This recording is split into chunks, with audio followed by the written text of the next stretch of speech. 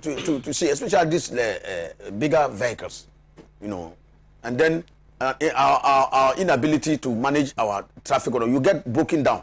This one, for instance, the latest one I had was as a result of some broken down articulated trucks on it, and people ran to that. Articulated trucks, they can even leave them in the middle of the road. Yeah. I travel a lot I drive a lot of times to my constituency and other, and a lot of this is, you see them on the way. Broken down vehicles. At best, you'll be lucky if they even strew that place with leaves, so that you know that maybe some accident. But they just leave it. They just leave it. And for this issue of even using their triangles, oh, they don't even have a box, let alone a triangle. So it's a problem. The issue is I'm a transporter myself. So okay. Sometimes when I hear people talk about why are drivers not resting, why are vehicles not maintained and stuff, the root cause of it has to do with our interest rate in this country. I go to a bank to go and take a facility to buy a truck. Now I'm made to pay a very high interest. At the end of the month, the banker doesn't care. You have given him a cash flow that every day you make this amount. You have no other option than to go and put that pressure on the driver. So if you are able to reduce our interest rate down further, it is going to relax transport owners to also pass it on to drivers. Until we tackle that, we always look at it from reckless drivers, maintenance issue. If the person that is the owner of the transport does not have enough revenue, how is the person going to maintain the vehicle? I don't think any transporter wants to see his or her trucks on the road without a good ties. But the problems has to do with our financial institutions and our interest rate regime. Let us tackle it, and then some of these things will come down. Right. Yeah, I wanted to give you a story. You know, when the accident happened, my very good friend, George Bau Enosa, who is the PNC Bono East Regional Chairman, as soon as he saw the mangled vehicles and everything, he relapsed. And then he got up. He couldn't call. So he asked the women's organizer to check. The women's organizer said, they are trying to get me, they couldn't. So they decided to call my wife. And when they called my wife, because Inosa could not call my wife, and he said he didn't have my wife's number. Meanwhile, he didn't have the courage. So Maria called my wife and decided that, oh, she was checking on me, but they can't reach me whether I was around. Hoping that my wife would tell them that, oh, this thing has happened. And then my wife too didn't say anything about an accident. So she went back to Inosa and said, Inosa, listen, we can't even talk about it too, because his wife doesn't even know. That way you didn't call your wife back. You know, then so I called. So later I noticed that Inosa was trying to call me, and then eventually I called him. They said, this is what happened. So I called my wife. So you see why Maria called you? He said, no. I said, they wanted to elicit from you whether I was fine. And you also didn't say anything about, you know. But that showed me that there were many people in the society who appreciate it and who don't want us to go now. But as for the Alaji, it will come. It will come anytime it wants to come. And on that score, I just want to make two appeals before you come to your topics. Yesterday, I was there and I got 2 calls. And all were that there was a shooting incident in Wa. Yeah. And one of my very good friends who come from a community in Wa that normally I tell people that is my second home, Kabanya. Somehow there have been this, in my opinion, little family uncertainty of their lands. And so I hear he was developing a certain portion of the family land.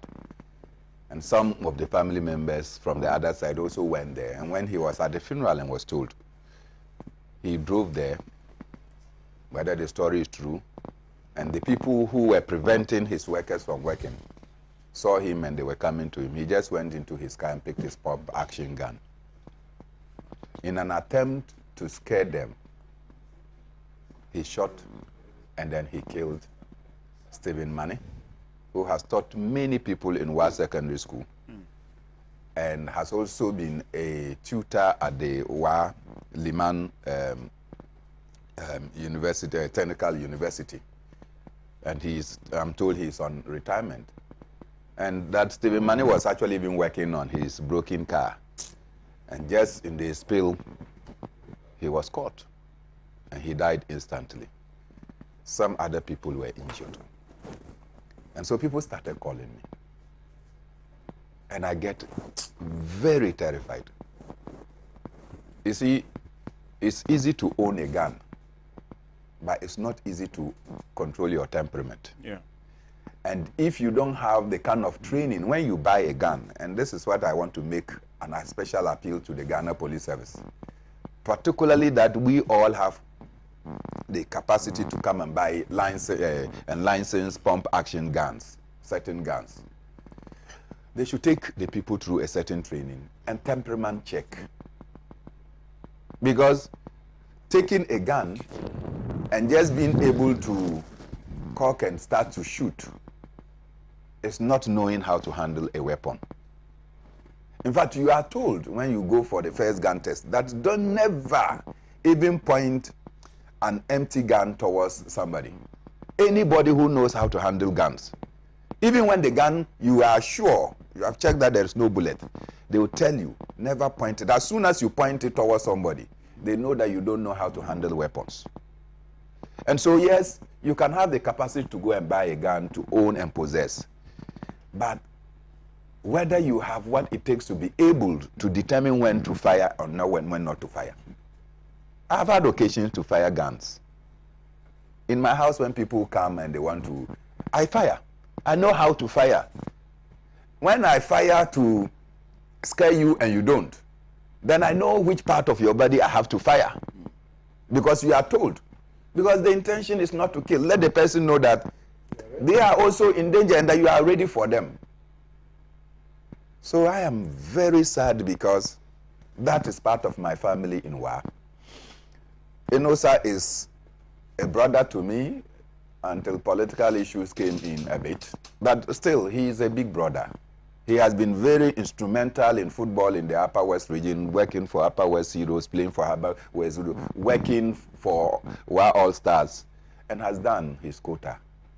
And out of anger, you know, this thing has happened. Then my last call is to what is happening in Boku. And on this, I want to make a special appeal to the Zuguran, the Boku Naba, and to the Nairi, that the issue of Boku is largely about Mamprusis and Kusasis. There is no Mamprusi anywhere in the world who doesn't respect the authority and sanctity of the Nairi. There is no Kusasi anywhere who doesn't respect the authority of the Boku Naba or Zuguran. The two of them, if they decide to sit together and call on our own to say, look, this is about us, we can work together. These are the two. We don't need anybody. If the two of them sit together, there will be absolute bliss in Boku. There will not be any difficulty. When I sit down, I weep for my brother, Mahama Ayarga. Mahama Ayarga, his mother is a Mamprusi. His father is a Kusasi. He is the MP for Boku Central. When his mothers are fighting his fathers, where does he stand? When his fathers are fighting his mothers, where does he stand? And it is not only Mahama Ayarga, there are many who share this. Either your mother is a Kusasi or your father is a Mamprusi. That exists. We are one people. We are one people who will trace our origins to Bewa. Aladi, all of us, including you, we Dagaba, we trace our roots. We trace our roots. I trace my root to Karaga. Some trace their roots directly to Yendi. And so we are one people. We can't allow this to happen to us. I want to make this appeal to the two leaders. And I want to make a special appeal to the Speaker of Parliament. Because you preside over Parliament, where we have representatives of our people coming from this enclave. The Speaker of Parliament should lead this crusade. We can be errand boys, but you should lead it. Get to the Nairi, get to the Boku Naba, and when the two of them sit together and we break the kola, Boku and the whole of North will become peaceful. Thank you very much. And without further ado, let's get into our very first topic for discussion. Is Russia-Ukraine war truly the cause of Africa's economic woes? Now, we've seen fuel prices in many parts of Africa, not only Ghana, go up day by day. If we narrow it down to Ghana, if you come here right this week alone, we've seen fuel prices go up about if I'm not wrong, about 2 times. And it has stoked a lot of conversation about whether or not the Russia-Ukraine war is having a toll on our economy as a people. Of course, the government in power, there are some people, of course, who are part of this government who have eloquently stated that, of course, the Russia-Ukraine war is also or is playing a pivotal role in ensuring that our economy currently is not staying afloat as it should be. A lot of people have also disagreed, saying that in 2020, 2021, the government blamed COVID-19 for our economic woes. Now it's the Russia-Ukraine war. So what exactly is it? I want to find out from Comrade Bernard Mona. I'll start with him on this particular issue. Whether, of course, the Russia-Ukraine war is having a toll on Africa's economy. In Dagari, they say that Tatama Sawya Barmanu. Which means? Which literally means, don't get near me. It's better than leave my hand. When you don't get near me, you can't hold my hand for me to be struggling to extricate myself. So I think that is the position Russia is holding. That is the reason for which Russia is in Ukraine, fighting so that Europe and America don't get closer to them. And all of us understand the, let me call it, the suspicion, deep suspicion between Russia, Europe on one hand, and the United States of America. Russia doesn't trust the United States of America coming closer to it. America doesn't trust the Russians coming closer to them. And so if America can come through NATO and come and be so close to the East, because once they take Ukraine, and Ukraine is with NATO, America can come there. The entire Europe can come there. They'll be closer to Russia, and they can start some activities that will undermine Russian sovereignty. After all, the Soviet Union and its breakaway, we all know what could have caused it. And so Ukraine is in the middle, because to the east you are to the Russians, to the west you are to the Europe. And so caught within that belt, Russia said that stay non-aligned. The Kwame Nkrumah principle. You face neither east or west, you should face forward. Yeah.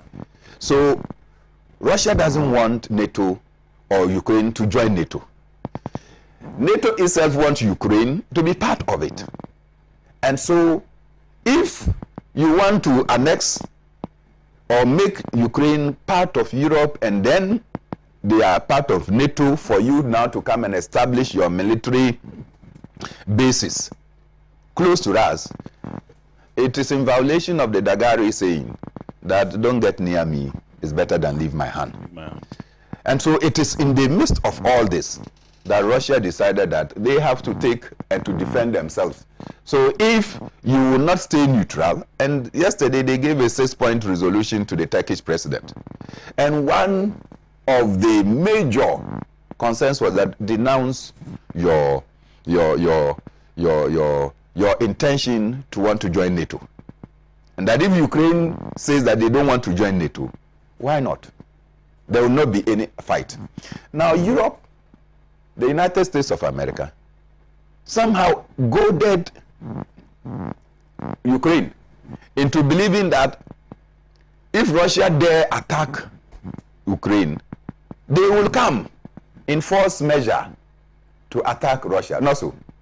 So Ukraine also believed that Europe will deploy its military might, its financial muscle, that the United States will come and back them.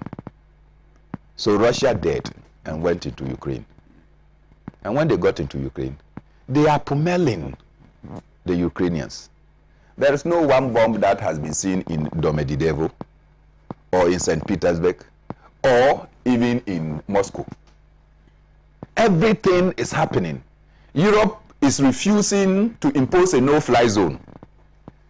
Even the day before yesterday, when President Zelensky spoke to the U.S. Senate or Congress, he made the appeal that they should impose a no-fly zone.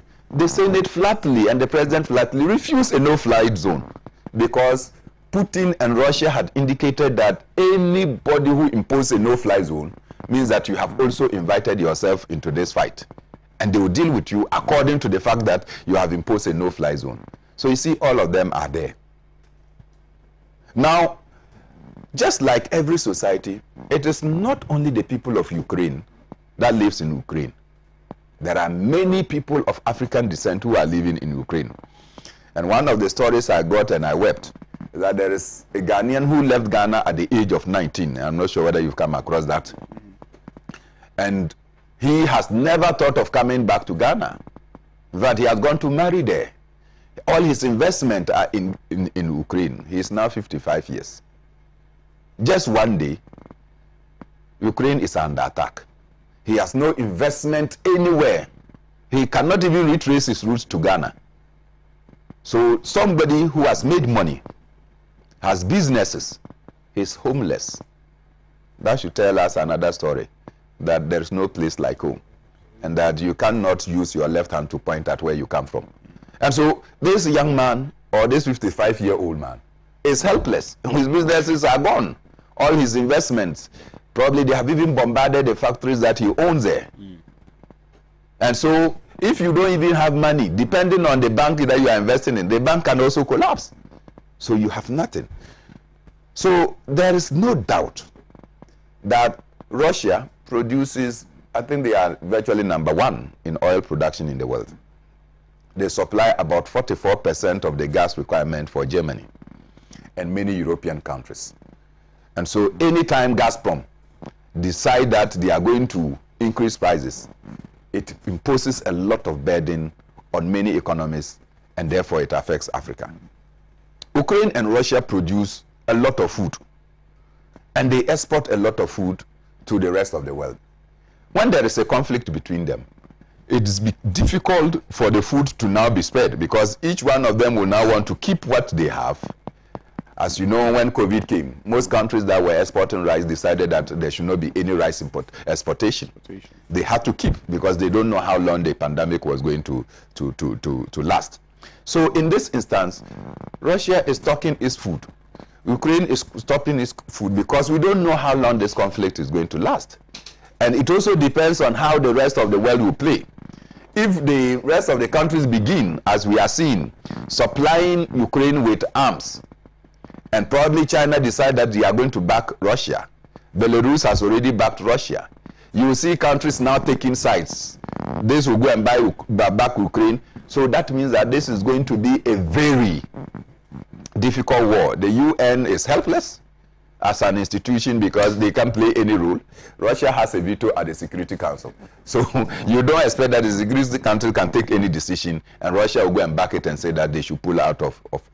So certainly this recent war, which is about 27 days old now, has imposed a lot of burden on all of us. And that is why we say injustice anywhere is a threat to justice everywhere. And that when any group of people are suffering at one corner of the world, that suffering is capable of affecting you in your comfort zone. So I have no doubt that the Russia-Ukraine war has imposed a lot of action. But the economic woes of African economies or nations did not start because there was a war in Ukraine or there was a conflict in Ukraine. These wars started. And in the case of Ghana, who doesn't know that the economic crisis that we are facing today started long before 27 days passed ago? Who doesn't know? So if our governments now tend to want to blame the conflict in Ukraine as the reason for which our economies are devastated, then it means that we have a big problem. Initially, they were blaming COVID-19. Not so. They started blaming COVID-19. But before COVID-19, we were telling them that the reckless management of this economy will lead us into a ditch. You were there borrowing at very expensive rates. He just sat here and talked about interest rates and its impact on even human freedoms and your ability to rest. You were borrowing because if you go to the IMF and World Bank, see, when you go to the IMF and World Bank, you are going to borrow, right? If you go to the open market, you are going to borrow. The IMF will give you a lower rate of interest. In the open market, which is a commercial market, they will give you a higher rate of interest. But they will not be interested in coming in to check or to tell you that, look, cut on your expenditure, do this and do this. The IMF will not allow you to borrow without them seeing the books. So if IMF will give you a loan at 2%, you go into the capital market, you get it at 10%. But the capital market doesn't care. They will give you the 10% because they know once you are a country and you are owing, whether it is President Akufo-Addo or it's President Bernard Mona or President Alan Kyerematen. You want that one? Nice one. He likes President Alan Kyerematen. Oh, okay. You like it very much. Oh, if he comes in about 20 years time. Can you imagine? Because I will talk president before Alan Kyerematen. After Mama has had his phone, then you understand? And so it doesn't matter once you are a nation and you owe, they know that you have no option but you pay. And so they will give. They don't care what is in your books. But the IMF will come and say, no, this one cut it off, this one cut it off. Do this and this and this. And when you do that, we will not give you this. And then we'll be monitoring to see that you are able to implement and follow up. Because we also want to see that your economy bounces back. Even as sometimes they give wrong prescriptions because they just have a basket of prescription, they'll go and tell you, go and follow this basket. And that is not applicable to all the countries because there are cultural and other reasons for which some things cannot be implemented. Because if the IMF say don't give bribe, Alaji, and then you are coming to Sankana to come and visit the Sankana now. Will you come with cola? You come with cola, no, so you come with Shinab. that one is bribe. No, what is it? Because the IMF say, no, that is tradition. Yes. That is our tradition. That's not bribe. No, that is tradition. Yes. But they say that, no, don't, what do you call it? You are coming to Sankana to come and build a community, right. Maybe health post. When you are coming, you must see the Sankana now, yes. The owner of Sankana. Yes. And when you come to the owner of Sankana, you just come and walk straight and go and see. What will you do? You do amambre. Yes. That amambre in some other people's language is right. Mm-hmm. Do you understand? Okay. And I'm saying that our cultural nuances will be different from their understanding. They say that they lobby.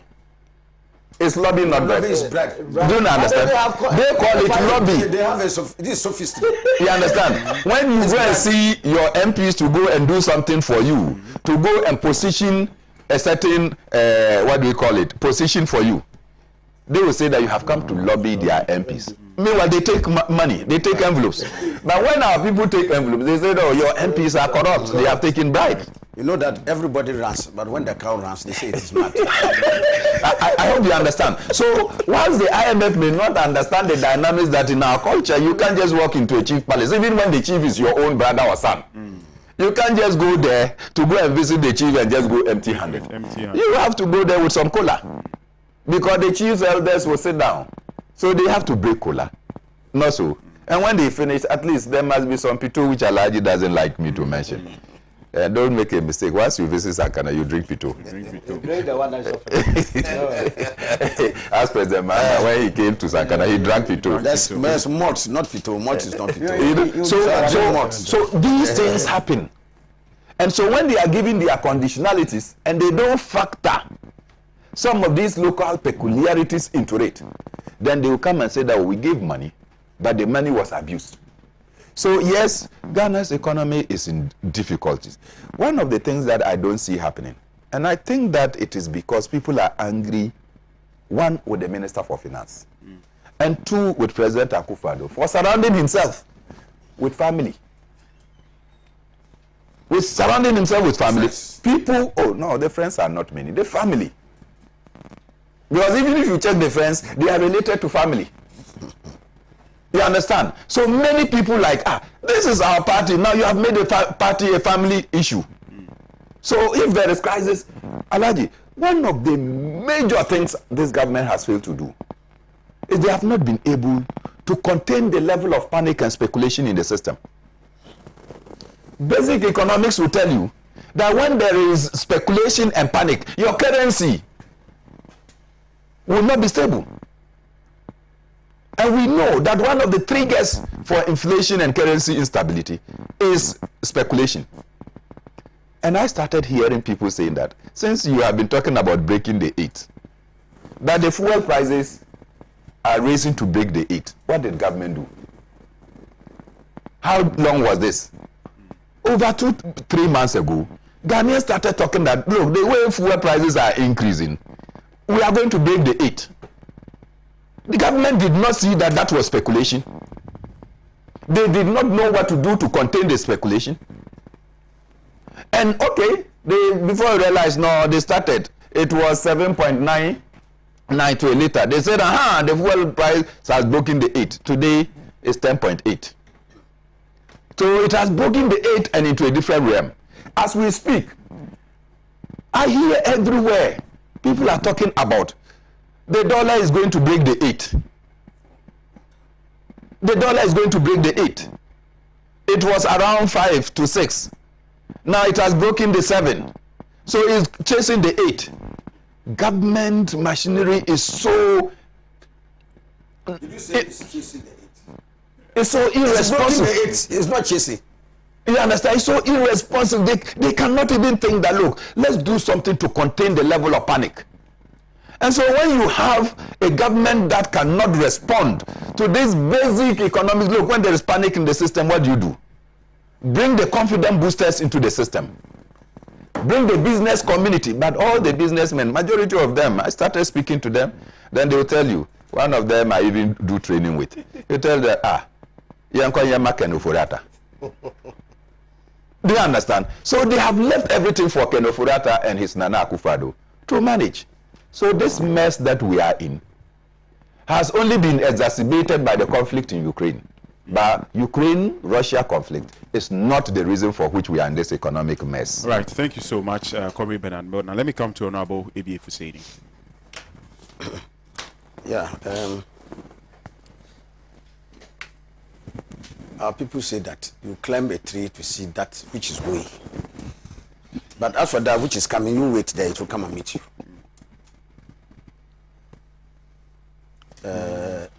Not too long ago, we had the touting of the economic pedigree, excellence. And I'm sure, bless you yourself, you've seen videos of it go viral. We have a wonderful economic management team. Professor John Bafo, Osei Akoto, Kojo Afrifa, Has become the Queen's language. Osafu Mafu. Whoever saw the tall list of names being mentioned. Bernard, when it comes to the life of Ghanaians, even if you make a mistake, you don't deserve to be spared. Carry on, Aladi. Bless. I'm sure you've seen the tape. Yeah, I've seen it. What a wonderful economic management team. This team is poised to bring prosperity, happiness, paradise on earth to Ghanaians. And they use the long-suffering Ghanaians. And ask whether they should find out whether the NDC ever had an economic management team. That people cannot even recall whether the NDC had an economic management team and who comprised that team. Remember. In fact, there's a video here. I don't know, a picture of a decision where candidate Nana Akufo-Addo, that was somewhere May, June 2016, said that if it is not for the crass incompetence of President Mahama, why should we be buying $1 for 3.7 Ghana, from 3.72 Ghana cedis? This was in 2016. He said the fact that the dollar had gone up to 3.72 is a function of the crass incompetence of President Mahama and the NDC, and that the economic management team was in shambles. I'm just laying a foundation. I will come back to it because this one, the president is hosting a national disaster management type of meeting. Yeah, we'll talk about that in the next topic. Yeah. It's a meeting NADMO. I will place it there. But you see, like Bernard Mona pointed out, you see, when you say something is responsible for something, it means you are putting it, or it's a cause. It simply means that that thing in its entirety is responsible for that one. But for that thing, the situation would also have been different. Nothing could be further from the truth. I'm sure Bernard Mona has even said it. Not even COVID. Because this government has sought to hide its crass incompetence and ineptitude and visionless, characteristically reflecting in the catastrophic mismanagement of the economy on the altar of COVID. In fact, we in the NDC, we did a press conference at which we put out the figures that long before COVID, as far back as in the latter part of 2018, towards early 2019, the economy had started running into serious trouble. With the figures that we gave, from debt, interest charges we were paying on our debt, poor growth, as we were saying, revenue shortfalls, expenditure overruns, all these other things were put together, and you could see a picture emerging that the economy was in very serious trouble. And so, for anybody to sit here today and tell us that the Ukraine war, which is just barely, it's not even up to a month. Ghanaians will say that we have not, for the past 1 month, we have not experienced any problem until the Ukraine war came. We just started experiencing problem in the last 3 weeks. That is a big joke. So bless, there is no iota of doubt that yes, you may say, and Bernard Mona went into the end of the Ukrainian war. I honestly have a lot of regret that this war is taking place at this time because of the loss of many innocent lives. In war situation, many innocent lives will be lost. But as a person who has written on geopolitics for more than 2.5 decades, I can say without any doubt that one of the most significant contributory factors to this thing is the aggressive expansion of NATO east-west. And that is one of the factors. And that is why I said, we remember, Bless, we discussed this thing. And I said that I would have loved President Zelensky, even before the commencement of hostilities, to have gone for a summit with President Putin, to let him understand that Ukraine is a non-aligned country. It's neither with the West and NATO or with Russia. And that like other countries like Sweden, Finland, Norway, and other countries. They were able to stay their own course. So that would have taken out every pretext that anybody would have been looking for war. Because clearly, all of us know that, look, when the Soviet Union got closer to Cuba in 1962, President Kennedy said that there's no way the United States can sleep easy with Cuba, communists in their background installing missiles, which is only 90 miles from the US. They can't take it. But 16 miles by road, but by sea 90 miles. Okay, so I'm just taking the 90 miles they say by sea. Okay, you can't sleep easy. The Americans have fought wars in Latin America, Nicaragua, El Salvador. Okay, they fought Sandinistas in Nicaragua for these years over the so-called communists, because they don't want those territories to come under the domination of countries they see as hostile, either they are Russian or formerly Warsaw Pact countries. So every superpower and energy dreads any other adversary coming closer to the borders because of the potential of the installation of dangerous armaments, and especially this way when we have proliferation of nuclear weapons. So it can be a very big problem. So that is why. So I honestly find that unfortunate, and if it's possible, and I have heard recently President Zelensky has said that they are prepared to guarantee the neutral status of Ukraine, and that Ukraine will not join NATO. I wish this had even come earlier to prevent this needless loss of life and massive. Look, Ukraine, the level of destruction, my brother, is unimaginable. They are reducing them to Stone Age. It should not happen. I think it's sad. I think that the earlier we can find a solution to this, but let Ghana not take advantage of this and other African countries to hide behind their incompetence, visionless character to blame the distance. Now, there's no doubt. The Ukrainian conflict does have some impact on economies across the world in terms of the global prices of oil. At a point, oil went up to 125 or 28. Clearly, that one will have an impact.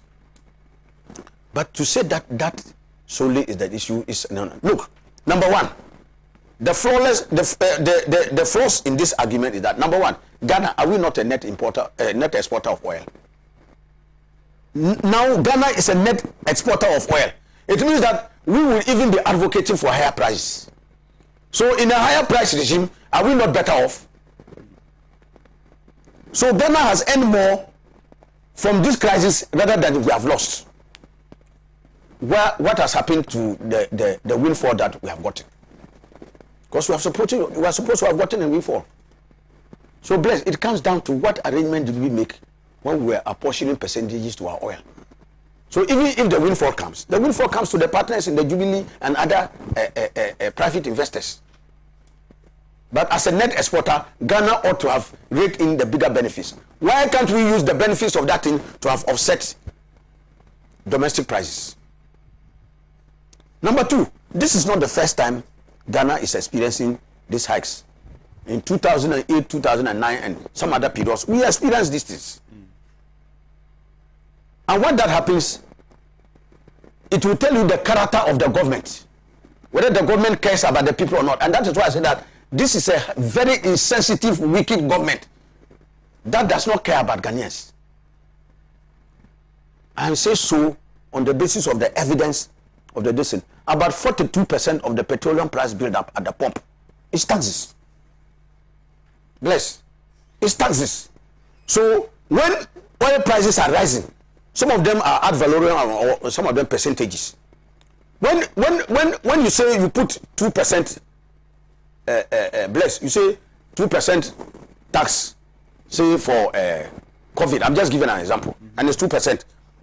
So if the 2% is today a gallon of petrol, today is about 50 Ghana cedis. Because 10.8 or you multiply by, we are almost getting to 11. So we are getting to 50 cedis a gallon of petrol. Because what we measure is in liters. Multiply that by 4.5 to give you a gallon. So if it's 2% today, if it rises to 60 Ghana cedis tomorrow, the 2% would involve a bigger amount than when it was. So what you simply do as a government is that you either scale down the percentage or you convert it into a flat this, say 50 cedis. Whether it goes up to any other thing, you have left it there at 50 cedis. So that the tax build-up as the oil prices rises does not affect the quality of it. And even in certain cases, you take away some taxes. The price stabilization and all other things that we use to do this concept. You tinker with all of them so that the build-up gets less and the impact on the people gets less. This government is not willing to consider any of these options. And now that we are reaching epidemic proportions, that they are struggling to sit down and look at, MPs to sit down and look and see how we don't have an economic management team. Where is Dr. Baunya and all the credentials that they touted? Have the prowess for managing this economy. Look at today, I hear there's a reverse smuggling. They are smuggling petrol from Burkina Faso, Togo, and others into Ghana. Because the prices in those two are cheaper than what we have in Ghana. Can you believe that? Burkina Faso, do they even have a drop of oil?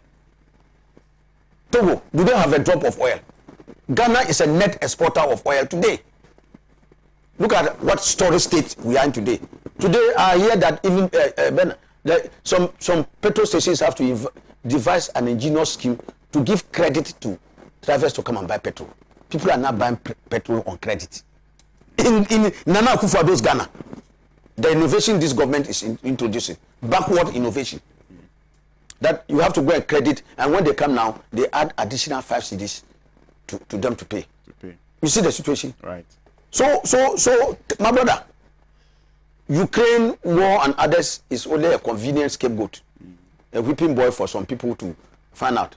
I have heard that because of economic hardship, some associations are mushroom. I was looking at what do you call it? A documentary, I think on TV3, and they said now today we have a Drunkards Association of Ghana. Drunkards Association of Ghana. DAG. Have you ever heard? I've heard it. And there was are complaining that alcohol is becoming expensive, so they've been advised to drink water instead. I don't know if you've heard it. I think the head of I heard that that is Gihog Distillery. Once upon a time, our good friend Honorable Kofi Juma. You can trust him. After him, you can say it is worse than this. I don't know the competition between here and Abronya DC. Who are we? But clearly, this is what we have today. Far from that. Ghanaians must hold the Nana Akufo-Addo government responsible.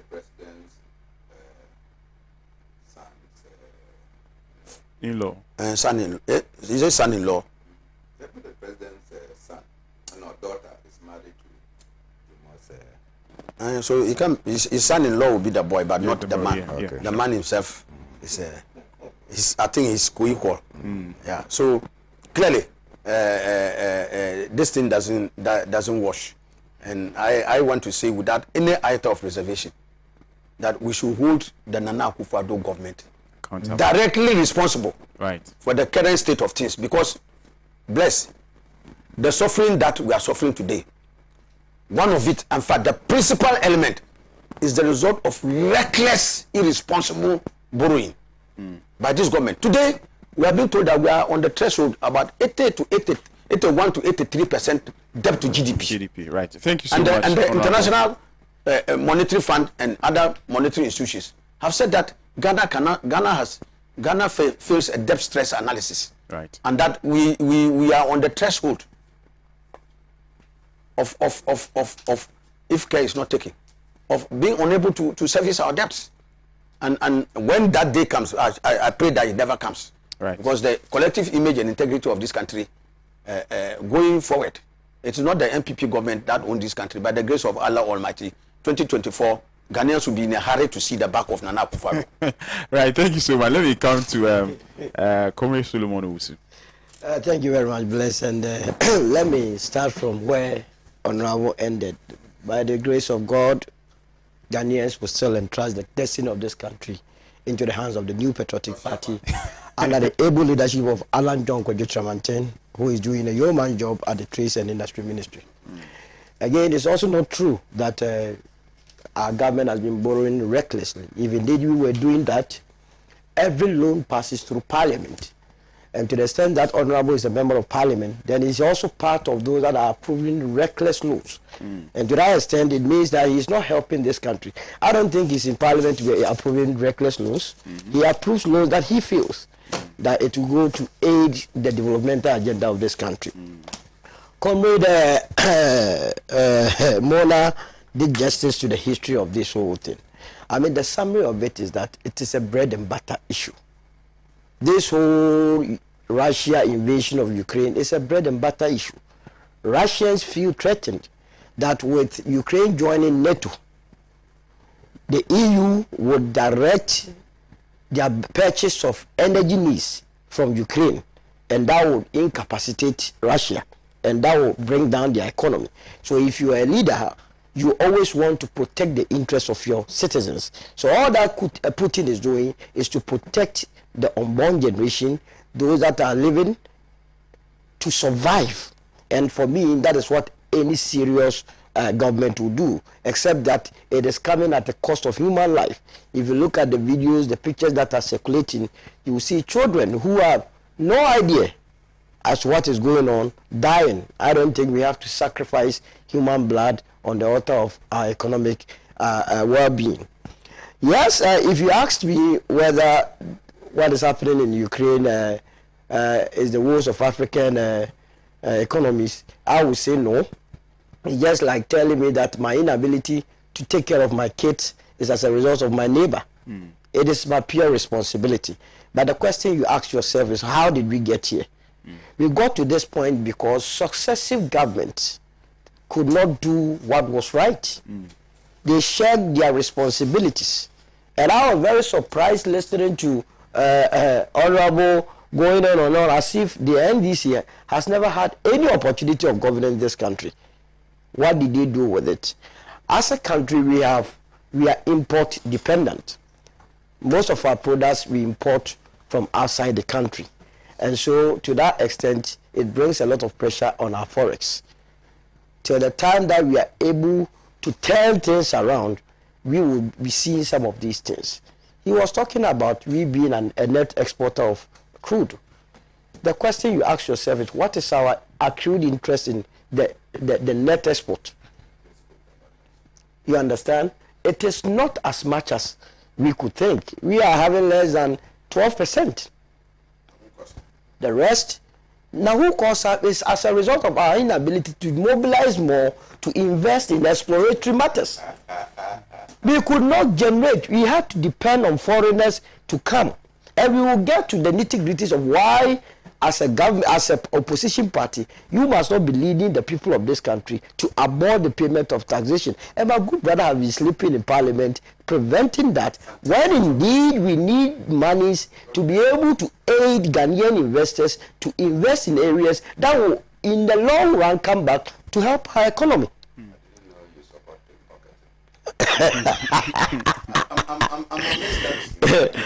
And so, what has been the government's strategies in the medium to long term? We came into government in 2017 when we had experienced a long period of doomsday. And you all know what energies do to our economies. When it has collapsed a lot of businesses, we have to pick up the pieces and make sure that we stabilize our energy needs.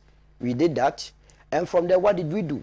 We launched a major program called the One District, One Factory.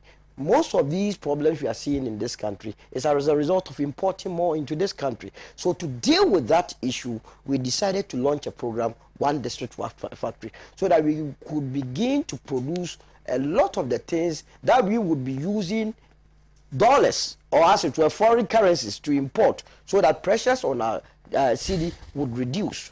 We have started that, and it will interest you to note that in as much as fuel is going up, a lot of the manufacturing countries, factories in this country currently are receiving much orders. Go to Central, go to Twyford, go to all those companies producing tiles, and they will tell you that the demand from the West African neighbors as a result of this war. Don't forget, war is not all that bad for any country. Whereas Ukrainians are suffering, others are profiting from it. Others are profiting from it. So it's not when it becomes bad to economies that do not produce. So if we had started this 1D1F long ago, by now I'm sure we would be producing a lot of it. Look at this room. Look at these cameras. How many of it is produced in this country? We had to bring all these from outside. Is it all forex we are going to use to exchange it? So until we get to the level, again, the government realizing that if you look at our import bills, automobile, buying of vehicles is one of the major things that causes CD depreciation. We fashion an automobile policy to entice some of these big companies to bring their assembling plants to this country. We are having Toyota here, we are having Peugeot here, we are having Nissan here. This is to create a market for the country so that our neighboring countries, when they come around, apart from buying from here, they will sleep in our hotels, they would buy our food, they would enjoy the luxury of Ghana, and this will make monies stay in this country. That is a way to dealing with the situation. We have not said we have been able to solve the problems in this country, but gradually, we will deal with it. Another aspect of it that is causing all this mess is our reliance on hefty importation of sugar. What is the government doing about it? We came to meet a non-functioning Commander Sugar Factory. We have decided to operationalize it, and thankfully, April of just this next month, we are starting operations. The net effect of that is that it will reduce our importation of sugar and thereby reducing the pressures on the cedi depreciation to not affect our crude prices because of the depreciation of the cedi. So the government is doing everything possible. But I'm very surprised that Honorable was talking about we having about 42% taxes on our fuel. You would agree with me, every tax passes through Parliament. It's Parliament that passes or they put the taxes on these. If for any reason Parliament, now that we have a hung Parliament, feels that these are becoming nuisance, as my brother Mona used, it behoves on us to go back to the same Parliament to slash these taxes out. But we shouldn't forget that it is better for us as a country to be buying products that are expensive, that will be available at all time, than to hurriedly go and remove taxes, expecting government to subsidize it, which subsidy will still come from the very Ghanaian through taxation, and we not having the products. History must guide us. How did we come by the deregulation? We were in this country, people had money, they couldn't get access to fuel at the various pumps. We were queuing. People could hold their, gas cylinders, trotting the whole of Accra without having gas to fetch, to go and cook. And that was what necessitated. We were using gas. Gas had come into the system, my brother. We were using gas. I myself have gone around a lot of places from Dansuman to Chukura to. But I'm talking about deregulation 2015. That was when the law came into force. And why did they come? It came because government's inability to subsidize fuel was hampering importation of fuel into this country. And so various OMCs, you will go to their filling stations and you will not have fuel. And this allowed us to bring that law. And since then, we have not experienced shortages. If today we have a problem, the difficulty is that if you go and remove the taxes, and should this war prolong beyond the time limit that we are all anticipating, what then as a country would we do? I have watched a lady in Nigeria who was crying profusely that I have my money, but I don't have fuel to buy. I don't think any Ghanaian wants to experience that. We would deal with the issues, and we are already dealing with it. I wonder how the situation would have been if it had been our brothers from the other side. Because even with them, without COVID, without Ukraine invasion, we had Senchi, and people are forgetting about why we went to Senchi. The very issues he's talking about, reckless borrowing, mismanagement of the economy, their own government stated it when they went to Senchi. They told this country that we had high deficit, high interest rate, which is true. I'm very surprised that they could come and tell Ghanaians, because as the leader put it sometime past, we have short memories. Either than that, how would a government that has come into office, that has slashed interest rate from 36% to 24% on the average, be worse off than that government? How would a government that is managing our energy needs very well, to the extent that today, when anytime I come to your studio, I do not hear any generator being used, but that the lights are on, be worse off than a government that unleashed doing so unto us. After all, when God created heaven and earth, he gave us light. It was the NDC that gave us darkness. So in terms of comparables, they come nowhere near the management of this the economy of this country. Yes, we have a very solid economic management team. Yes, we are having difficult times, and we have agreed, we have acknowledged it. But what I would urge Ghanaians is that insofar as it's a global thing, and we are not isolated from the happenings of the global world, we ought to tighten our belt.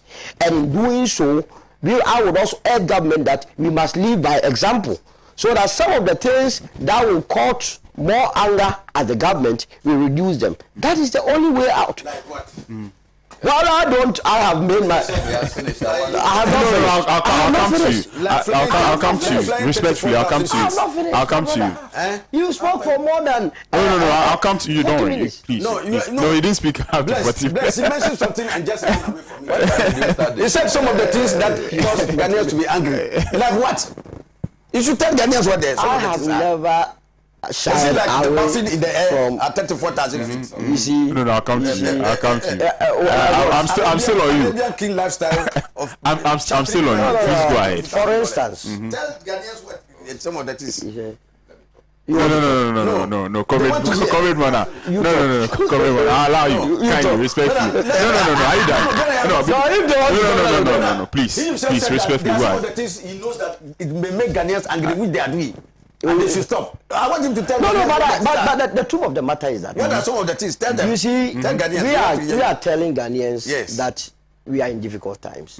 And so to the extent that we are in difficult times, you are a parent, you also have to tighten your belt. That is all that I want to say. And the rest of it is not to government. When I meet my people in chambers, I will advise them on what to do. Right. And to round it up, let us not say that what is happening in Ukraine has no direct bearing. We must also advise our businessmen. I'm a businessman myself, that we take too much advantage of adversaries. Look, the BDCs cannot convince me today that they buy their crude in the midst of increasing world market price. They do break their orders at the beginning of every financial year. So sometimes they must listen and also share the burdens of the people. In the US, last year, world market price of crude was hovering around $98. At the pump, they were selling at $3.41. Today is $96, and the same US, they are selling at $4.31. Where did we go wrong? Profiteering, taking advantage of the situation. In as much as I agree that you are in for profit, sometimes you must be measured in the level of profit we seek from the people.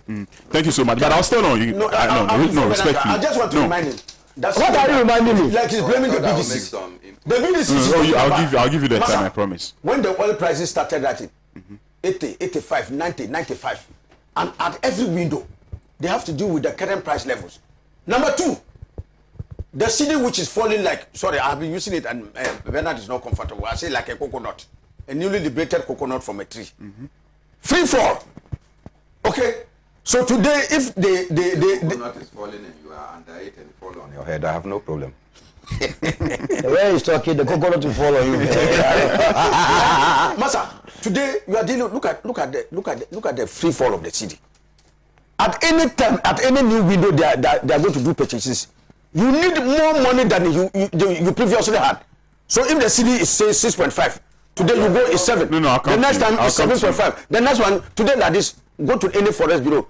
Bless, I just challenge you, go to any forex bureau, you will not get the dollar less than 8.5 Ghana cedis. Thank you so much. Where will you get it? Even the banks that they are talking, Bank of Ghana, take me there and see whether I want to stay you can get the dollar to the second topic. How many Ghanaians can get government? that money at the bank? The president is hosting cabinet in a crucial meeting over e-levy, fuel hikes, and economic hardship.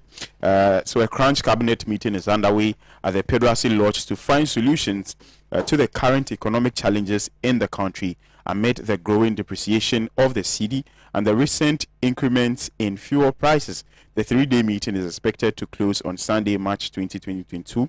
The Republic Press has gathered that the meeting is being chaired by President Akufo-Addo with all NPP MPs, ministers, government appointees, and the governing New Patriotic Party leadership in attendance. The meeting is expected to discuss whether government should continue to push through with the e-levy bill or resort to the International Monetary Fund in the face of the current fiscal hurdles.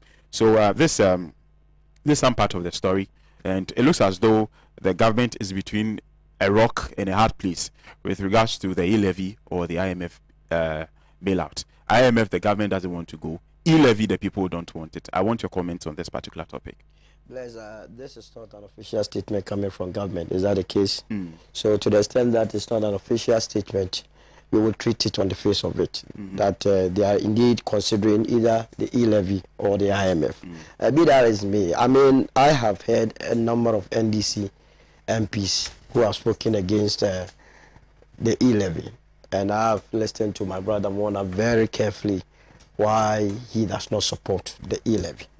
At the end of the day, the bottom line is that we want to build a country. And once we give a mandate to a government, it is incumbent on them to make sure that they do what is right to safeguard the interest of this country. No government can survive without taxes. The argument that I've listened to in kicking against the e-levy has to do with what we did with the previous taxes we collected. So it's all about the proper use of tax revenue. If that is the case, let's make that position clear. Other than that, as we speak, the telcos are taking e-levy from us. If you do Momo today, are you not charged 1%? I have never seen or heard anybody complain about that. I have never heard anyone, because the moment you do Momo today, there is a charge that is taken from you. They say it's a service charge. Fair deal. Now, what is government? And they go ahead to ask what government is doing to necessitate government taking something from the citizens. I have heard the mobile money vendors tell the world that their business is always under threat from criminals and robbers who come to them, point guns at them, take their monies and go away. And so they always call on the security apparatus to come to their aid. The security apparatus of this state can only provide efficient services when government releases funds to them. So if government came to you and said that, look, contribute something small so that your protection, your security, in fact, the road network, where you are, the environment, providing lighting can all come from it. I don't think government is asking too much. If the rate that government wants to take is something that we all do not like, it is for us to discuss. But what I've heard is that the total rejection of that the levy. If we are rejecting that levy, why should government get money to do all the developmental activities that we're talking about? So yes, government will meet. A responsible government will take all the issues on board, look at it this weekend, and at the end of the day, we will come out. In terms of going to IMF, I don't see the hula baloo about it. Already we are a member of IMF, we contribute to the fund. We can go to the fund at any given time. But the question is, the monies that we could access or we can access from the fund is not coming free. It's not a free bono. It will come at a cost. We will pay interest on whatever loan we go to IMF to take. And that very loan will be serviced from taxes that we take from the people. So if you are presented with these two scenarios, going to IMF to borrow money with these conditionalities, number one, number two, paying interest on it, and you having an opportunity to call on your citizens to contribute, because they are the owners of this country, without an interest rate and with conditions that are not as harsh as possible. After if I pay my tax, the only condition I'm expecting from government is to put it to good use. To use it for the purpose for which it is collected. And we have people that are saying that indeed we prefer you going to IMF. Then I'm sorry. We cannot go on that tangent. So government has to take the better decision. No matter how unpopular the decision is, they have to. Because we did not vote for the New Patriotic Party to come and take decisions that will please the people but sink the country. We are there to take difficult decisions. I'm very surprised that my brothers in the NDC are very quick to say, oh, let's go, taxation is not good. In 2014, 2015, after the Senchi economic dialogue, the various economic points that were given to government to implement were all about taxation. And that was when President Mahama came to the people of this country to inform us that he was not a wicked person to impose taxes on us, and that he was made a president to take difficult decisions. At that time, as a responsible opposition party, we did not need the people to kick against the payment of taxes. You remember the KIA tax? You remember the 17.5% VAT on airline tickets? You remember the 17.5% VAT on financial services? You remember the 1% import levy? And so on and so forth. We had all these army of taxes imposed on the Ghanaian, but he did so on the purpose. Because for us, after election, what is important is the governance of the country. We gave him all the maximum support to carry through his policy. Now we have the tables are turned. Our brothers are in opposition, and the country faces a difficult challenge. We have not hidden from the fact that we have a problem. Indeed, COVID prevented this country from mobilizing, collecting close to 14 billion as tax revenue. And we are coming through to the Ukraine invasion. All these are building up. So if you have this situation and the government comes to you not imposing more than 3 or 4 taxes as they did, but rather an E-Levy, which is even an optional tax. If you don't do more, you don't pay. Why would we kick against it? In any case, there have been some surveys. I looked at the surveys and I laughed. Whereas in one such survey, 41% were saying that when the tax came into being, they will reduce the amount of transaction they did. 10% agreed that they will pay. So if you add that 10% to 41, that is 51. Because the 41 are saying they will not do completely. It means they agree with the tax, except that it will reduce the volume of transactions that they do. Is it not an admission that it is good for the government to collect taxes? So let us look at it. But I like the way people are going around this issue, because the tongue does never rot. And tomorrow we will be faced. And the way our government, our politics is going, we could have a government or a president that is having a minority in parliament. And what happens? Judging by the way they are going, that they have vowed. Yesterday also I met an MP on another TV program. He was bold enough to say that it is Yamutu. Before even listening or knowing whatever is in the bill, he said E-Levy is Yamutu. And we will know whether it's Yamutu tomorrow. I want to find out from you. A lot of people have admonished government to employ austerity measures, by which saying that government should cut down on its expenditure. They've cited the presidency for that matter. If you look at the budget, in fact, if you look at this current budget, the presidency alone, what has been allocated to the presidency has about 500 million Ghana cedi has been added to it, and we see talks about the president's travel and all of that and blah blah blah blah blah blah blah. Another factor and another thing which also people believe is draining government is the free senior high school policy. Some people claim also that it hasn't been efficiently managed. We spend about 7 billion Ghana cedi annually on the free senior high school alone. Some people are calling for a review of the policy. Professor Ade is one of them. Professor Jampo of the University of Ghana is one of them. A lot of people are saying that it's high time we looked at the free senior high school policy again. If don't you think that if government makes it a point to look at some of these things, and of course what the Auditor General brought out, that there were some leakages which amounted to about 12 billion Ghana cedi.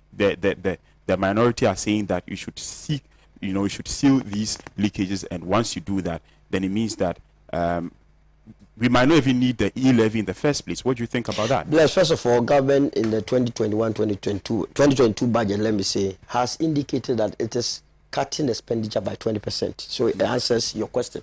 In the budget that is before you, which you have read, it is cutting 20% across board. Again, austerity is very important in dealing with every situation, and it must not be only to the executive. This morning, Daily Guide, when I read, what is the speaker requesting for? Where is the speaker? Is he not traveling? So if the president, when president travels, it's a problem. When he travels, and we see it as a problem, we must also begin to tell the legislature that indeed they must also cut down their expenditure. Honorable agrees with me that when he's traveling, go by business class at the expense of the country. I go by economy. I pay tax. Masa, I haven't traveled in the last 3 years. That does not mean you. If you did, how would I check? I won't travel by any business. Oh, honorable. No. Is it part of your conditions of service that when you are traveling as an MP, you are given a business class? Let the world know that you are given an economy class, and I will be put to shame. I a lot of the times I travel, I go by economy. I'm telling you, I go by economy. So you decided to go by economy, or the MP, and let me make it very clear to you. Many MPs travel few and far between. Few and far. I just told you that in the last 3 years. That is not even one trip. No, what I'm saying is that. So when you're talking about those things, whether or not you travel, don't attempt to compare that with the opulence exhibited by the president. What I'm saying is don't compare those two things. What I'm saying is that what is good for the goose is good for the Ghana. Right. If you are calling on the executive to cut down on their trips and the amount that they spend, we should also extend that olive branch to the legislative arm of government, so that they would also stop going by business class. And it's austerity. When the economy improves to the level that we all anticipate, then we can go by. And the last point, let me just add that he is in Parliament, fortunately. I want to see the Public Account Committee report on Auditor General's report. Many times there are certain things that are carried in the Auditor General's report, which are always corrected by the Public Account Committee's report. So when we are discussing Auditor General's report, we must juxtapose that one with the Public Accounts Committee report and see those items that were taken out at the committee level. Thank you so much, Honorable ABA. This is unfair. I'll come to you. I'll come to you. I'll come to you. I'll come to you. You know, when Jesus finished speaking, and you go and ask Peter to come and speak. No, I'll give you your time. Honorable. After ABA, what am I going to do? So you are why? Are you going to speak the mind of ABA? No. Or are you here on this my elder brother? On the same level. You see, that is a very. If I have to plead with I understand you. I understand you. Yeah, honorable. No, honorable. You see, my brother was making some very erroneous points, especially in respect of choosing my word that Parliament is responsible for approval of laws, and I'm a member of Parliament. And so if there have been approval of irresponsible loans, then we are as well part of it. As if he's coming from Mars. Sorry to use the word. No, but it's not erroneous. Because he's here with us on Earth. In Ghana, in Accra. And he knows that through the party system and the majoritarian rule that we have had, when they bring anything, it passes. He knows. But that is Parliament of Ghana. I have not said that. So it's not erroneous. I haven't said it's the judiciary. No, but it's not erroneous. It's not. So why do you say it's erroneous? So when you pinpoint individual members of Parliament and say they have a responsibility, it's false. No? It's false. You can say to that extent that it's Parliament, yes. But I said it's Parliament. But to pinpoint individual and indicate that it's a responsibility, it's erroneous. No. Why? Why can't you say that today? Today you are not saying that it's Parliament, that the E-Levy is in abeyance because it's Parliament. You are criticizing and condemning members of parliament for not allowing the obnoxious, wicked, insensitive E-Levy to pass. That one, saying something about parliament. You have accused the finance minister of not being a good. I'm coming. Of not being a good minister. Master, who approved in this hang parliament? Who approved the minister of finance? By your own logic, that today we cannot say same of it. Repeat that. That you Say, repeat it. The moribund finance minister. You are saying that the finance minister is not good. No. You agree with him on that? You agree? You agree? Me, I don't agree. I am saying it. You approved it. I am saying that it's a very bad finance. But you have, so you ended in approving The question it. is, why did you approve him? Yes. No, I just want you to admit that it's a very bad finance. I do not agree. Anyway. Well, you don't agree what? Why do I not running away from you don't approve him. So say you can criticize me on that score that why did we approve a very bad finance it means you believe that he was a very good person. Not so you approve a bad person for that finance minister. That is serious. Yes. Honorable, so. if you may continue, please. The sweetness of the pudding is in the eating. Look at the economy we are inheriting today. So whose handiwork is that? It's Parliament's handiwork. It's the handiwork of the finance minister and the economic management team. No, and I'm coming back to the finance minister for you to know even worse. Why he's a very bad finance minister. Maybe let me say that immediately. Never in the annals of our country's history have we seen corruption in the financial sector like we have today. To the point that he himself is at the seat of the voting. Look. Corruption is a crime. Wait, I'm coming. It's corruption. I'm shaving you. Don't be in a hurry to touch me. I'm coming. No, you want to run away from that point. I'm coming. I'm going to give you examples. Give me. Examples of what I say. Corrupt tax. Are you aware that in the book runnings that we have done, in the reckless borrowing of monies that we have done, and that even the idea of even borrowing recklessly was because his company Data Bank, the decision that he owns, Data Bank is in charge of the book running. How can you be finance minister leading Ghana to go and borrow money and your own company is in charge of the book running? Data Bank for him. It's for who? It's for him. It's for who? I do not know for a fact, but God of mercy, my brother, if you say this, no, but you see, the mere fact that someone was a shareholder in the company in the past, does not still mean that he's still a shareholder. That's what I'm asking you on authority. Whether you know for a fact that he's still a shareholder. My brother, go and ask you today who owns Data Bank. I don't know. You don't know? Because to the extent that you really don't know. I knew he was part of the shareholding structure of the company. But not stranger, he's the owner.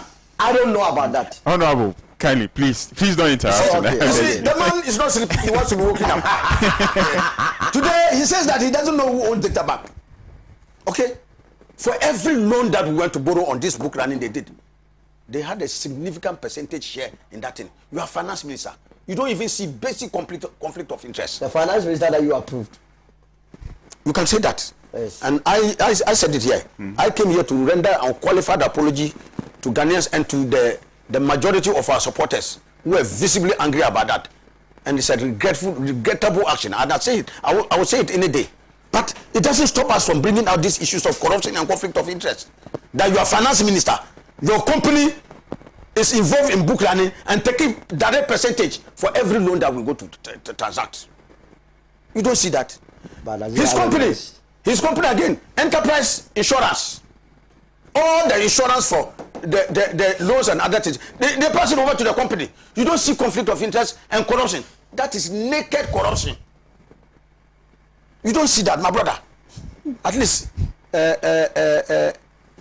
if you just wanted you to expatiate, not that he is not aware. To the point that you can deny that he doesn't even know. I don't know. How would I know? I actually bank with them though, by the way. Data Bank is your bank. I bank with them. You know for a fact that Ken Sale is the owner of the company. I know. He's the owner of the company. I know he owns it. Formally it was his. Now who owns it? Yes. I know he owns it. Now tell me who owns it. What I know is that. So you see that from the days of the Ken bond, you remember? Ghanaians, sometimes the same people forget. You remember the one of the 2-point-something billion Ken bond that we went to take at that time when we started crying that there was something stinking about the Ken bond. Okay, you can see that clearly. So my brother, as for that one, it should not come. You are talking about the role of successive governments.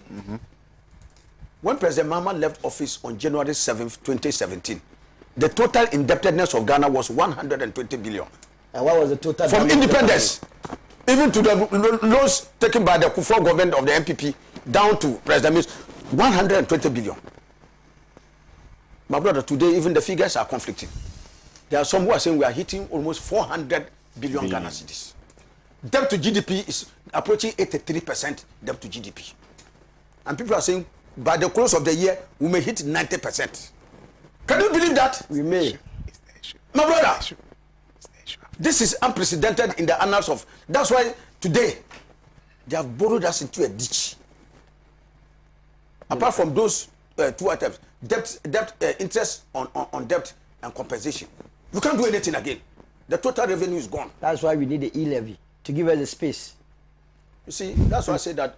You see, the panacea for the mischief, the panacea for the mischief of a hyena, which is the caretaker of your clan, does not lie in giving me more animals. Oh, really? No, Petakuo. Or how do you call Hana? Hana. Petakuo. Masa, would the Petakuo ye watchman? Would join one? Can work out. So the answer for Petakuo today, you don't add more animals. When you cannot even take out, well, we come back, we have eaten all the animals we left in your care. No, and you say we should add you new animals. You have chopped all the dishes, we should add you another E-Levy to chop. If you don't take us for fools, what are you taking us for? And I'm asking you, you classify taxes, isn't it? Yes. Levies and taxes. Yes. How will you classify? Under what will you classify E-Levy? What form of tax is it?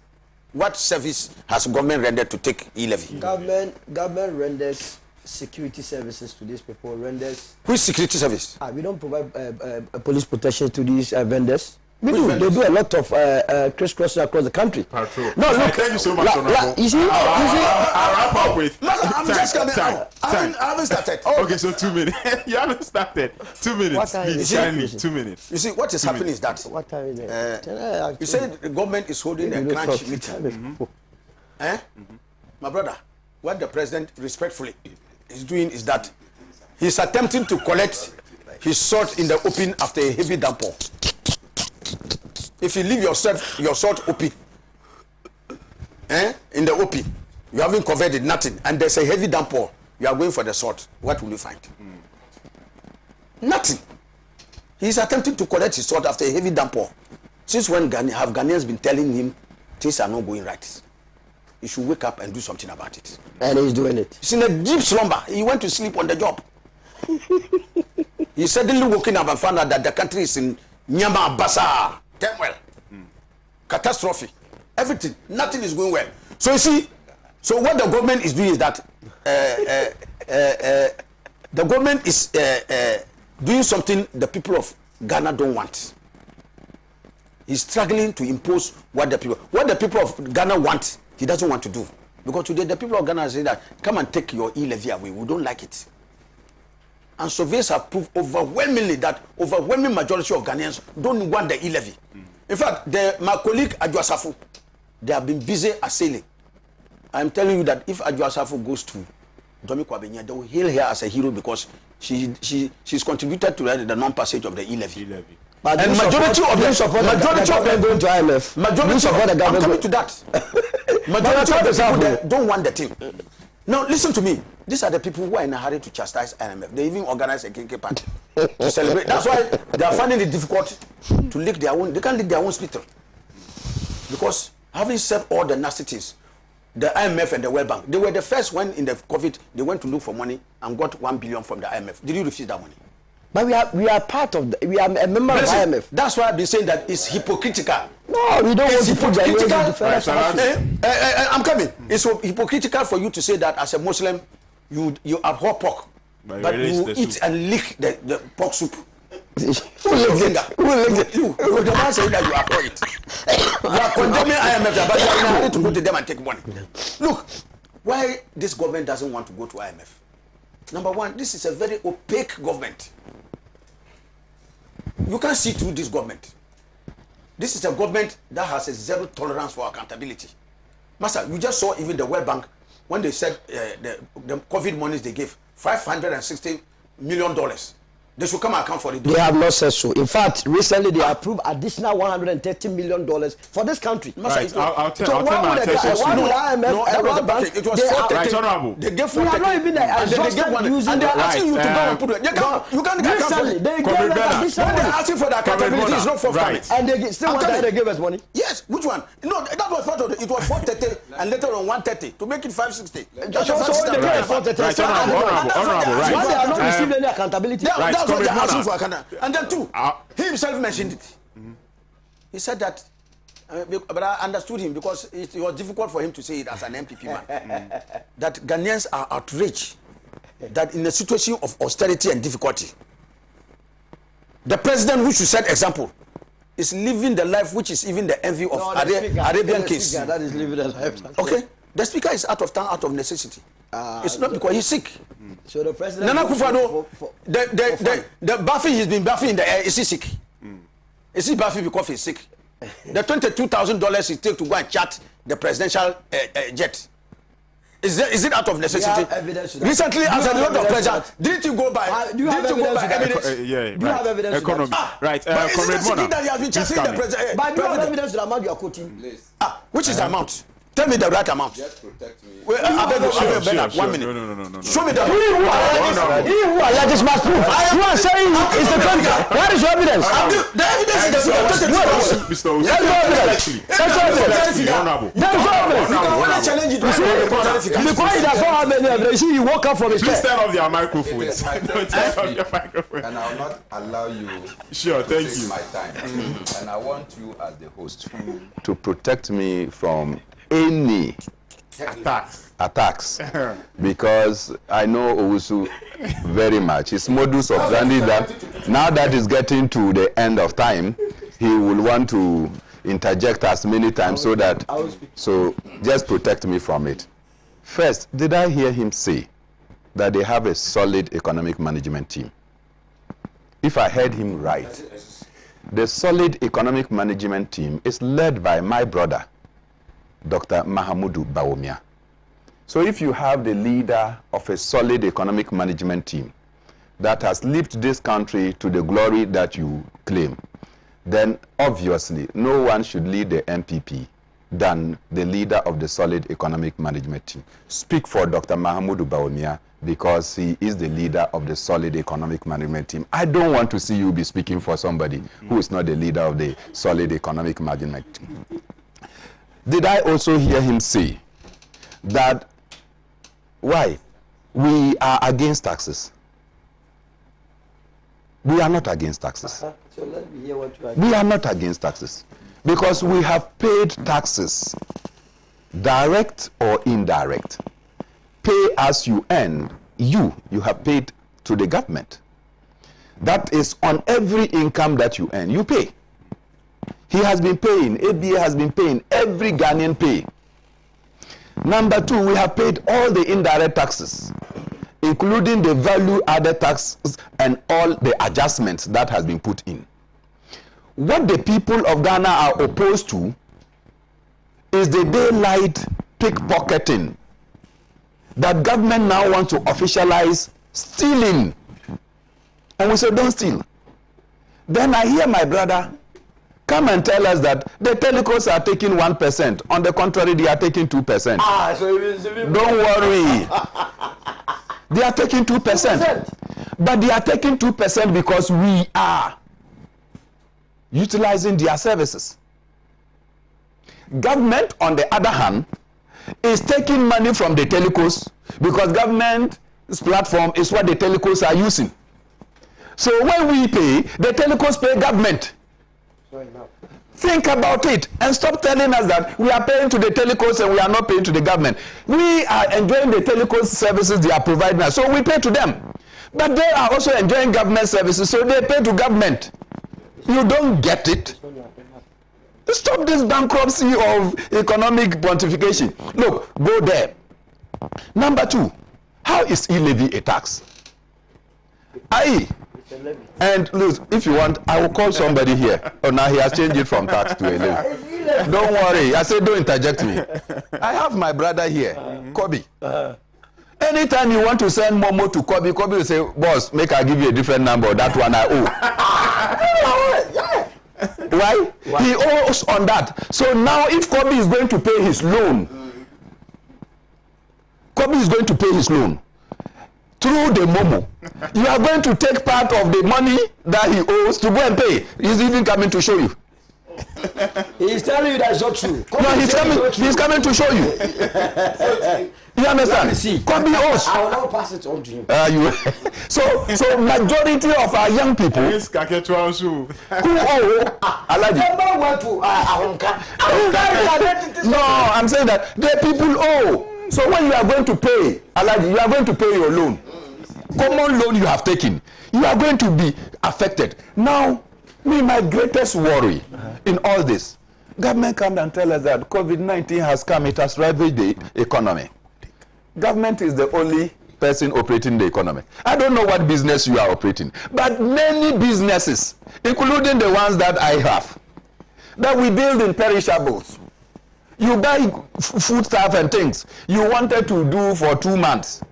Then because COVID came, President Akufo-Addo under the EI came and announced that, look, restaurants and other things you know operate. We have bought our things. Our capital has been invested. Everything had to perish. Exactly. So the private sector, their businesses went down. They are struggling to now come up. And any sensitive government, reasonable government, this is the time for you to cushion the private sector to come up. You don't go and put on more burden on them when their businesses are collapsed. How do you want them to come up so they can pay taxes? Eight new taxes. And that's why I say I don't know the kind of business you do. But if it's the kind of business What taxes are you talking about? if the kind of business I do, this is my time. Don't engage ADA. I am the one speaking. Please, kindly. You understand? So when you get to this point, and you go and present a budget statement, the government of Ghana in presenting the budget statement, total revenue that government of Ghana will be able to raise is 80 billion. Yes. Total amount of money government of Ghana want to spend is 137.5 billion. Ab initio, the government of Ghana has told us that they are going to borrow. They are going to borrow nearly 60 billion. 57 billion. Government of Ghana is going to borrow. 7 billion. Because what you are going to raise is 80 billion. And what you are going to spend is 137 billion. Yes. Abba. So you are going to borrow. So, Alaji, before E-Levy, you are going to borrow 57.5 billion. You are going to go into the open market to go and borrow. So if you are going to borrow, and you are going to the IMF to borrow, there is still the same borrowing. But there is a difference because the IMF will tell you that, bring your books, let me see. The books are always there. Bring your books, so you should be accountable. The other people who borrow will give you the money at a higher cost. The IMF will give you at a lower cost, but they will tell you that don't do this, don't do this. Scrutiny. I give you more time. No, You understand? So the borrowing that the government is going to borrow, whether you go, I'm sitting here, I'm not running away. The borrowing that the government is going to borrow, whether it is from IMF or it is from the Eurobonds, is the same borrowing. Right. So how do you come and sit here and tell me, so what now government wants to do, which is said, and I said, oh, now I understand. You now want to create a space. So bring E-Levy. Come and extort from us. In fact, my money that I have kept in my wallet after I paid all the taxes, when I'm going to pay Kobe, the loan that I owe him. What if you give him fiscal cash without going to the Momo? Okay, let me tell you. When I'm traveling, I don't have money anywhere now. My bank account is linked to my phone. You understand? So these days, I don't even take money into my Momo again because your bank is linked, so you can do direct transfers on your bank. Convenience. The government is taxing you for. So that one you are already charging those operators. Why do you come and charge me too? It's not enough. You understand? So if you have run this country to this base, and we are telling you, we told you, and you were not listening. Today, reality has confronted you. By the way, it is not me. And I'm not sure it's the NDC that is talking about IMF here. It is your own Minister for Information who took instructions from President Akufo-Addo, who went and said that if you don't accept E-Levy, then we'll go to IMF.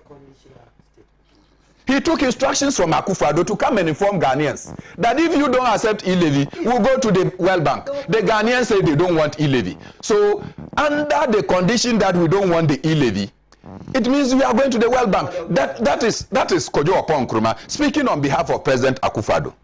Then we have Minister for Finance with the biggest blackmail that if you don't accept E-Levy, we will not be able to pay public sector workers. So police, don't expect your income. The army, don't expect your income. And you think that when army, they don't get their income, you, the Minister for Finance, you have comfort to sit in your office. They won't. So when you come, you want to blackmail us into submission to this useless, dirty levy. It's not useless. What are you talking about? I have my money. You are coming to steal from me. It's not useless. Right. Stop stealing. And as the Vice President himself said, the Vice President said that if we stop the stealing in this nation, there will be enough money. Heated conversation, interesting one of course. And we'll meet you same time. The same team. I'll try my best possible. I'll try my best possible to bring this same team. Your microphones are off. Actually, your microphones are off. I'll bring the same team next week. We'll take the conversation from there. Have a good morning. My name is Bless Headman Aloma. So enjoy the rest of the weekend. Bye bye.